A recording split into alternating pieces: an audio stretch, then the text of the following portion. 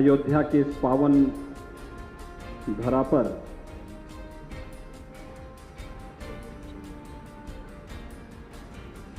पतित पावनी मां सरयू के इस पावन तट पर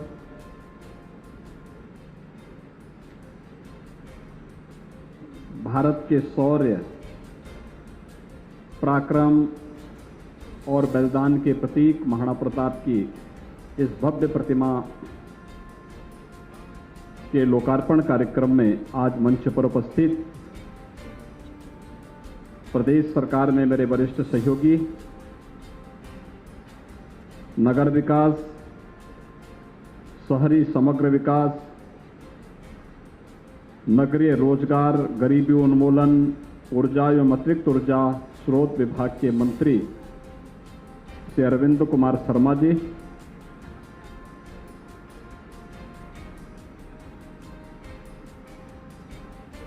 इलाहाबाद उच्च न्यायालय के माननीय न्यायमूर्ति श्री दिनेश कुमार सिंह जी,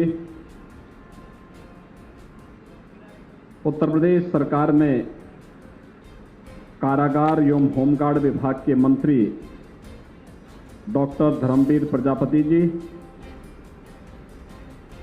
महिला कल्याण, बाल विकास एवं पुष्टाहार विभाग की राज्य मंत्री श्रीमती प्रतिभा शुक्ला जी, लोकप्रिय सांसद श्री लल्लू सिंह जी, महापौर श्री ऋषिकेश उपाध्याय जी, जिला पंचायत अध्यक्ष श्रीमती रोली सिंह जी, लोकप्रिय विधायक श्री वेद प्रकाश गुप्ता जी, विधायक रुधौली श्री रामचंद्र यादव जी, विधायक बीकापुर से अमित सिंह चौहान जी, पूर्व सांसद श्री विनय कटियार जी, ब्रिगेडियर के.आर. सिंह जी, कुलपति डॉक्टर राम मनोहर लोहिया विश्वविद्यालय प्रोफेसर रविशंकर सिंह जी, डॉक्टर यशपाल सिंह जी, अम्बरीश सिंह चौहान जी, राजेश सिंह जी, आज के इस कार्यक्रम में उपस्थित कार्यक्रम के संयोजक अजय प्रताप सिंह जी और उपस्थित सभी राष्ट्रभक्त भाइयों बहनों, ये हम सब का सौभाग्य है कि महाराणा प्रताप के इस भव्य प्रतिमा कार्यक्रम में हम सबको अयोध्या धाम में एकत्र होने का अवसर प्राप्त हुआ है। भाइयों बहनों, अयोध्या का अपना महात्म्य है। सप्तपुरियों में से हमारी एक पावनपुरी है, सूर्यवंश की राजधानी है, मनुष्य के उद्गम की स्थली भी है। इस धरती का पहला राजा मनु इसी धरती पर जन्म लिया था, अयोध्या की धरती पर, और अयोध्या में ही उन्होंने अपनी राज व्यवस्था का संचालन प्रारंभ भी किया था।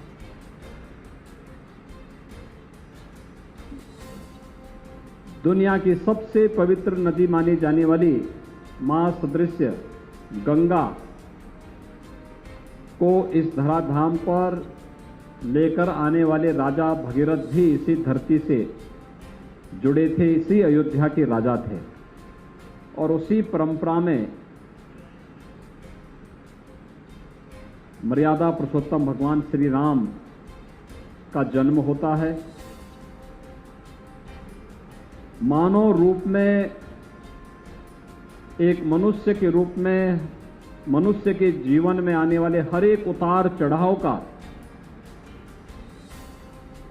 सामना करते हुए उस कालखंड में उन्होंने मर्यादा का जो पाठ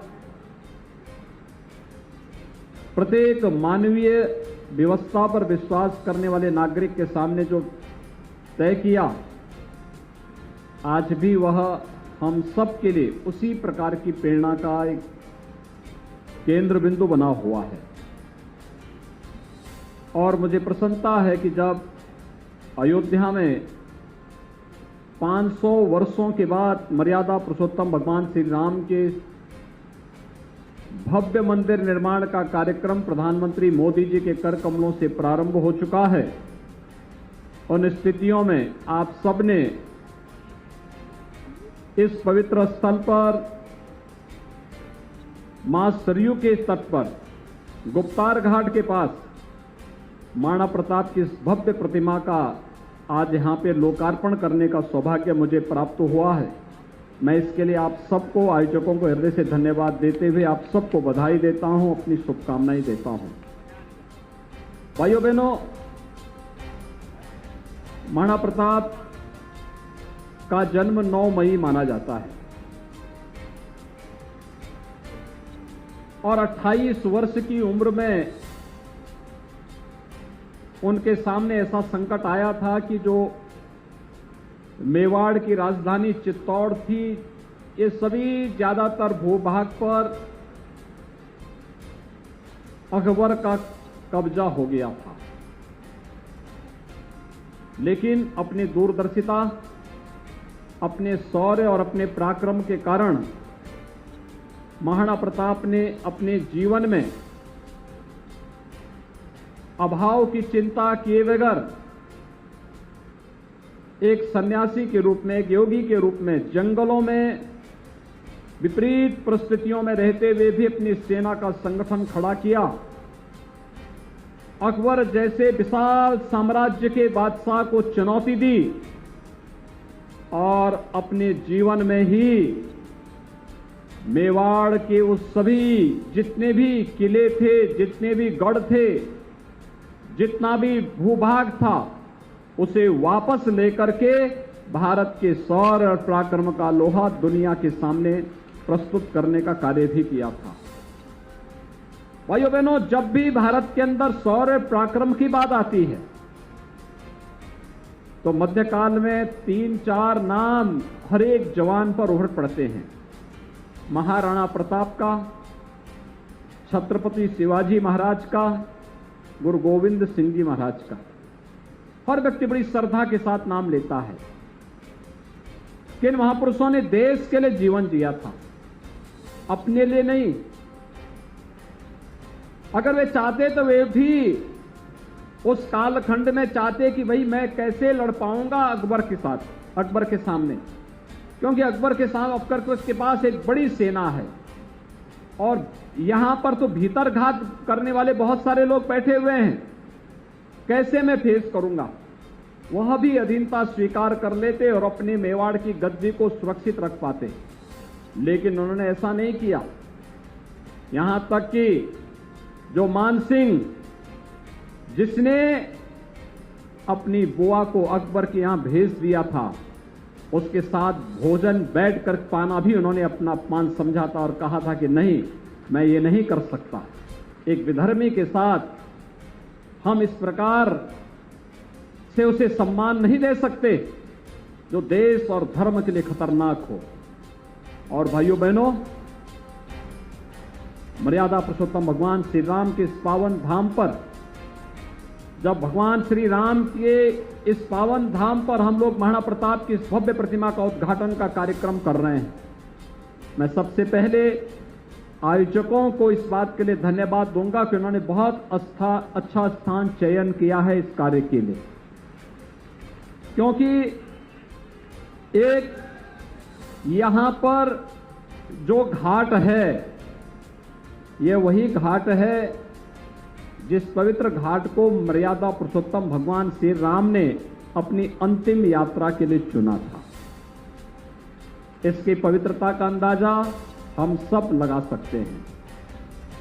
दूसरा, यहां पर प्रधानमंत्री मोदी जी के विजन के अनुरूप अयोध्या को दुनिया की सबसे सुंदरतम नगरी के रूप में स्थापित करने का जो कार्यक्रम चल रहा है, इसमें हमारा वह कार्यक्रम प्रारंभ हो गया हुआ है। आज मैं, मेरे साथ मंत्रियों का एक समूह अयोध्या के विकास के कार्यों की समीक्षा करते हुए ही हम लोग लगातार अलग अलग ग्रुप से मुलाकात भी किए हैं, अलग अलग कार्यक्रमों के साथ भी जुड़े हुए हैं। सुबह सुबह मैं आया था हनुमानगढ़ी में दर्शन किया। दर्शन करने के बाद राम जन्मभूमि में भगवान श्री राम का दर्शन किया। मंदिर के निर्माण कार्य की प्रगति को नजदीक से देखा। फिर वहां से गए, प्राथमिक स्वास्थ्य केंद्र का निरीक्षण किया।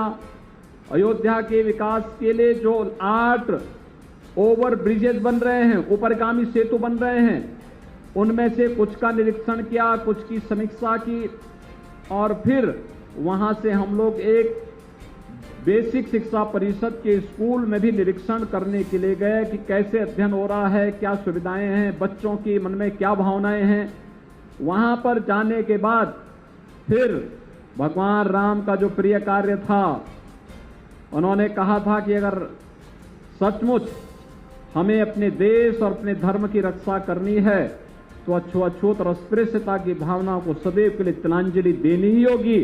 और उस समय सबरी के जूठे वेर और निषाद राज गुहा को अपने गले से लगाने का कार्य प्रभु राम ने किया था। हम लोगों को भी आज सौभाग्य प्राप्त हुआ कि हमें भी आज यहां पर एक दलित परिवार ने अपने घर में सहभोज के लिए आमंत्रित किया था और मैं, मेरे सभी मंत्रीगण, मेरे सामान्य सांसद जी, माननीय विधायक जी, ये सभी लोग उस परिवार में गए और उस परिवार के साथ बैठ करके हम लोगों ने सहभोज भी किया, उन्हीं परिवार में सहभोज भी किया, क्योंकि ये तो भगवान राम का काज है। और भगवान राम के काज में विराम कैसा, तो हम लोगों ने एक कार्य भी किया। फिर समीक्षा बैठक भी की। समीक्षा बैठक करके अयोध्या में आज उत्तर प्रदेश सरकार के सभी वरिष्ठ अधिकारी आए हैं, हमारे मुख्य सचिव आए हैं, लोक निर्माण विभाग, आवास विभाग, नगर विकास विभाग, सिंचाई विभाग, अन्य तमाम सभी बड़े विभागों के प्रमुख सचिव, अपर मुख्य सचिव भी आज यहां अयोध्या में हैं, अपने अपने विभागों की समीक्षा भी ले रहे हैं। समीक्षा बैठक में हमारे साथ थे, क्या प्रोग्रेस है इसके बारे में बता रहे थे। और समीक्षा बैठक के बाद फिर सरयू नदी के इस तट पर विकास की परियोजनाओं को कैसे आगे बढ़ाया जा रहा है, गुप्तार घाट से लेकर के नए घाट तक कैसे हम घाट के विकास की परियोजना के साथ, यानी रिवर फ्रंट के विकास के साथ साथ पर्यटन विकास की संभावनाओं को कैसे आगे बढ़ा रहे हैं। इन सभी विकास की संभावनाओं को निरीक्षण करने के बाद मुझे आपके इस भव्य कार्यक्रम में आने का सौभाग्य प्राप्त हुआ, जब मैं देश और धर्म के लिए अपना सर्वस्व न्यौछावर करने वाले महाराणा प्रताप की इस भव्य प्रतिमा के उद्घाटन कार्यक्रम में हमारे मंत्री समूह को भी इसमें शामिल होने का अवसर प्राप्त हुआ है। मैं इसके लिए आप सभी आयोजकों को हृदय से धन्यवाद दूंगा और मुझे लगता है कि इससे उपयुक्त जगह दूसरी नहीं हो सकती थी। एक आपने सेपरेट पार्क बनाया है, यहां पे प्रशासन के सहयोग से मिलकर के, आवागमन में कोई बाधा नहीं और पार्क के दोनों ओर मार्ग है।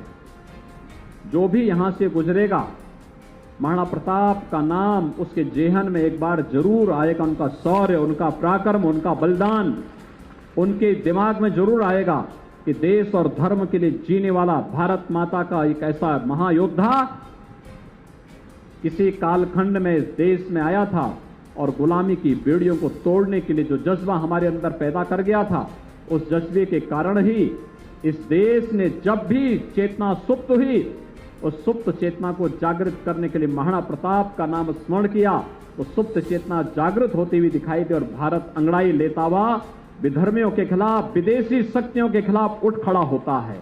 और भाइयों बहनों, आज एक भारत, नए भारत की जो कल्पना प्रधानमंत्री मोदी जी ने की है, ये उसी श्रृंखला का हिस्सा है। आज अयोध्या संवर रही है, सज रही है। दीपोत्सव के माध्यम से दुनिया एक तक होकर के अयोध्या के दीपावली के कार्यक्रम को देखती है। अयोध्या में भगवान राम के जन्मभूमि पर भगवान राम का भव्य मंदिर का निर्माण हो, कौन ऐसा भारतीय होगा जो इसमें सहयोग देने के लिए तैयार हो। हर व्यक्ति, हर भारतीय तैयार है, बड़े मुक्त कंठ से देने को तैयार है, खड़ा हुआ है। और आज उन सबके सहयोग से भगवान राम का भव्य मंदिर के निर्माण का कार्य भी यहां पर पूरी मजबूती के साथ आगे बढ़ रहा है। आज मैंने जाके देखा, पूरा कार्य देखा, गर्भगृह में तक जाकर के देखा, क्या प्रोग्रेस है, कितनी तेजी के साथ। और मंदिर ऐसा होगा न भूतो न भविष्यति, भगवान राम का भव्य मंदिर। भगवान राम के व्यक्तित्व के अनुरूप, उनके कृतित्व के अनुरूप